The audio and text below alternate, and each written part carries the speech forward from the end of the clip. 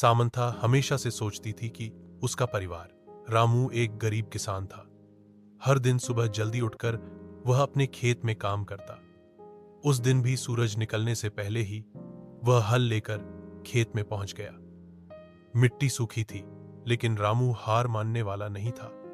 वह पसीने पसीने हो गया, पर खेत को अच्छी तरह जोतता रहा।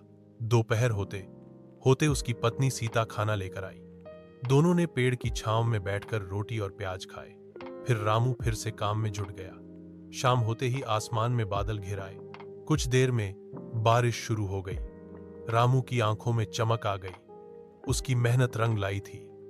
खेत अब तैयार था और बारिश भी समय पर हो गई थी। घर साधारण था, कुछ भी खास नहीं।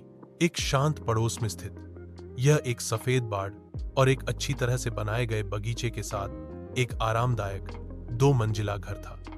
फिर भी जैसे ही वह एक दोपहर धूल भरे अटारी में घूम रही थी, उसकी नजर कुछ असामान्य चीज पर पड़ी।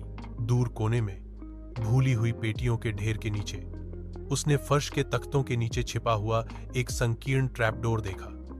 जिज्ञासा जागृत होने पर वह घुटनों के बल बैठी और उसे खोला। नीचे स्थित छोटा सीढ़ीदार रास्ता एक धुंधले बासी सुरंग की ओर जाता था। दीवारें पत्थर से बनी थीं और एक हल्की ठंडी हवा अंदर से फुसफुसाती हुई लग रही थी। दिल की धड़कन तेज। सामंथा सावधानी से नीचे उतरी।